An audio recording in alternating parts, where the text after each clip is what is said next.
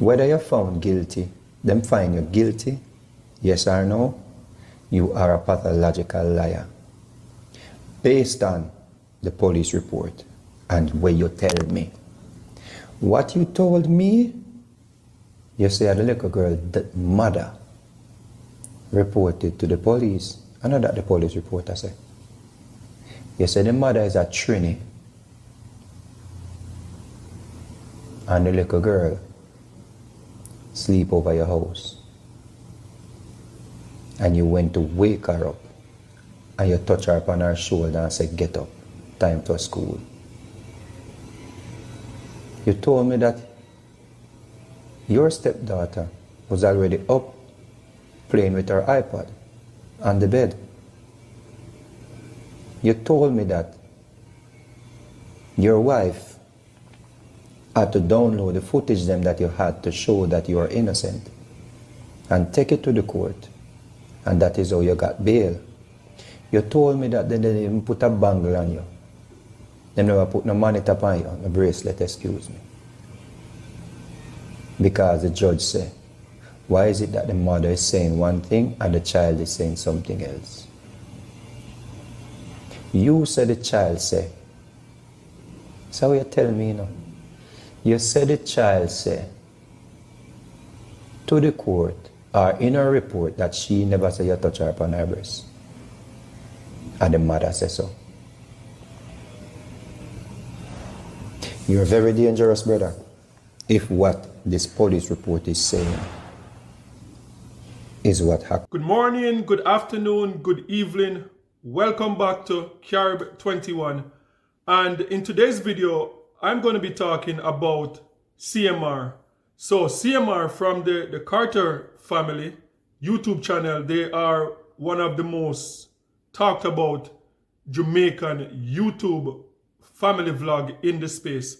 I think they inspired a lot of Jamaicans, a lot of people in the Caribbean to start vlogging because of their success on YouTube. So the news broke over the weekend about an incident with CMR and the alleged molestation of his stepdaughter. And so, like, this story is all over the internet, all over Instagram, all over Facebook. Everyone is talking about the story.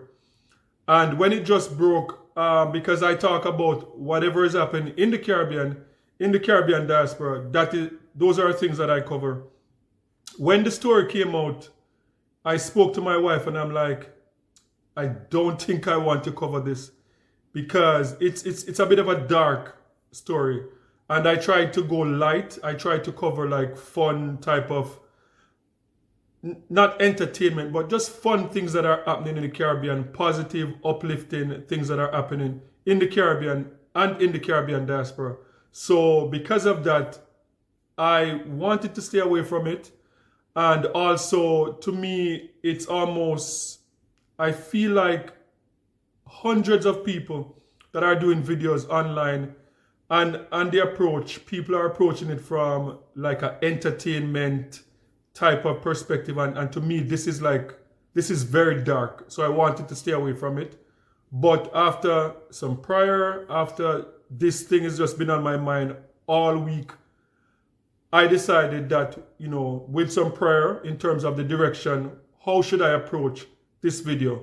So that is what I'm going to do today. Talk about the whole CMR, the Carter family incident, and the impact that it's having in Jamaica, in the diaspora. So as a Jamaican, as a father of two beautiful daughters, and I believe, I'm at the point now, at the age where I can call myself a elder. Like I'm almost 50 years old now. So I've been around a while. I've had a lot of experience. And one of the things, I think, with this incident coming up now, and as I said, looking online and seeing people approach the way how people are covering it, and it's almost like an entertainment gossip type coverage. And I just want to go deeper than that. As someone that grew up in Jamaica, in particular in the garrison, in the ghetto area, in those communities, there's no doubt that Jamaica, like, we have a big problem, and it's a decade, it's decades. This is not something new. We have had this problem probably coming out of slavery. And it's a problem that I believe that, you know, as Jamaicans, I feel like it's one of those dark part of Jamaica that we sweep under the carpet and we just leave it there hoping that it will just go away, and it's not going to go away until we are intentional, until we seek healing, until the government of Jamaica, there is some plan in terms of fixing this problem. And the United Nations released a report a few years ago talking about the Caribbean and how poorly the Caribbean is doing as a region when it comes on to gender-based violence, you know, violence against women and young girls. It talks about abuse when it comes on to women and young girls. The pay gap. It covers a lot of stuff as it relates to the Caribbean and how women are treated in the Caribbean. And so I believe that this story coming up now, if we approach this in terms of like a gossip or entertainment gossip type of approach, I think we're missing the point. Jamaica needs healing. And based on my experience, you know, growing up in Jamaica in the 70s, in the 80s, and I remember when this thing first kind of hit me that Jamaica, something is wrong in Jamaica. And I'm talking as a Jamaican. As I said, the United Nations report that this is a widespread thing in the Caribbean, and the Caribbean region is doing like poorly when it comes on to the way how we treat our women and young girls. In particular, assault. So at about 16 or so years old is when like it really hit me that we really have a serious problem in Jamaica. Like growing up throughout all my life in Jamaica, if for every 10 women that I know in Jamaica, and this is my personal experience, you know, I don't know about other people. It has to do with, I guess, the timing of, you know, where you grew up, the community that you're from. I know that this is happening, especially in poor communities. So I grew up in a poor community. And for every 10 women that I know in my life in Jamaica, 8 of them were assaulted. Just imagine. Like, for every 10, 8 have been assaulted. And I've heard some horror stories of like uncles, like stepfathers, like even dads themselves.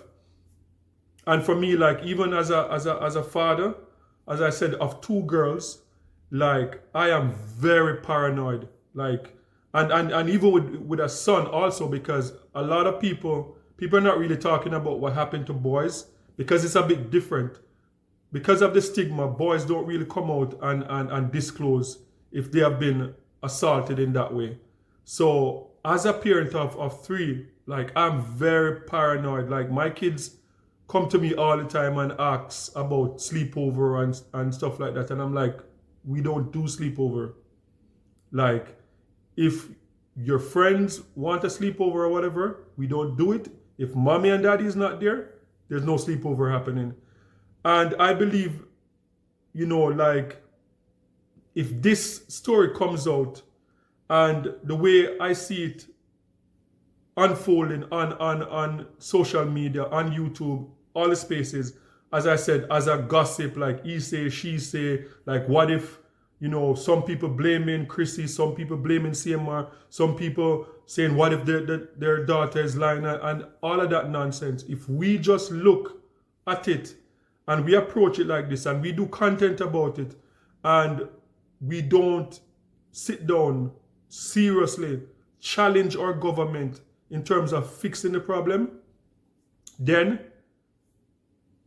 5 years from now, someone else that's influential in the space is going to do the same thing, and then this conversation is going to come up again, and it's going to continue coming up until we deal with this situation. How are we going to deal with the situation? What should we ask of the Jamaican government to do about this? What should we do as a family? You know, when we think about bringing kids into this world, how should we approach it? That is where the conversation should be. There's a popular saying that hurt people hurt people. And if this story is true, like if CMR really did this, you know, as you know, we have seen the police report online, we've seen all of the detail, how detailed it is. And we're saying alleged now because, you know, innocent until proven guilty. But if this really happened, then we, as a society, we're going to have to start digging deep. And one of the first thing that came to me when I have time to sit down and to reflect on this is, as I said, hurt people hurt people. And if he really did this, what are the chances that he was molested as a child? He was like someone did something to him as a child. And in a lot of the reports that came out, not just Jamaica, but when cases like this happen, is that overwhelmingly, like a lot of the time, the perpetrator was a victim at some point. So one of the things that I thought about is that how should the government approach this? Like, should there be like a safe space in Jamaica for, because in particular men are the one, I know women to a lesser extent have done stuff like this, because I've heard of story where, you know, teachers or grown women will take advantage of young boys. But for the most part, it's dealing with the men. Should there be like a safe medical space, a space where counseling can take place? So for example, like if a man that was molested as a child, and for whatever reason, he's in a space where he's thinking about doing this to some young girl anywhere, whether it's in his household or someone outside of his household, should there be a safe space in Jamaica where they can go and get treatment? And because that is something that we're going to have to think about. And that is what I don't see that conversation taking place online. As I said, it's just like entertainment. People are approaching it like, you know, like a reality TV show, family in drama going on, and we're covering it, but we're not covering it as if we really care about our young women in Jamaica that experiencing this on a day-to-day basis. Because I guarantee you, there's some young girl somewhere in Jamaica that's going through this, that's been through this yesterday, that's going to go through it tomorrow, and nobody will know because they're not the Carter family. They're not famous YouTube vloggers. So I believe that the Jamaica government, you know, watching what's unfolding, we have to have some plan in place to make sure that this is not happening to our young women going forward. Because as I said, I'm one person, and 8 out of 10 women that I know growing up would have shared this story. And that is bad. That is really, it is really sad. And you know, even in recent times, people are talking about the crime and violence and what could be contributing to the crime and violence. And in recent times, the conversation came up about young men in Jamaica also being assaulted in this way. And could that be what's leading to the crime and violence? Like, because, you know, as a young man, you go through stuff like that, and there's no outlet. Because if it's difficult for a little girl to come out and say it, just imagine in Jamaica with the stigma and everything. Like, people, I've heard of cases where young boys were molested. And whenever they come out and share the story, people call them homosexual. So as I said, it's a dark thing. It's something that the government, I hope someone from the government is watching. Like, it's troubling. Like Jamaica, we're focused on the beautification, the highways, the high-rise buildings. We're turning Jamaica into Miami. We're turning Jamaica into New York. But deep within, Jamaicans are hurting. There are a lot of people that's going through this type of stuff. And yeah, like, you can put a band-aid over everything, all the crime, all the violence, all the things that's going on in Jamaica that's hurting everyday Jamaica. But if we don't attend to these things, the nice highways are not going to matter. The high-rise building that's going up, it's like we're building Jamaica for non-Jamaicans if we can't get to the root of the issue in Jamaica.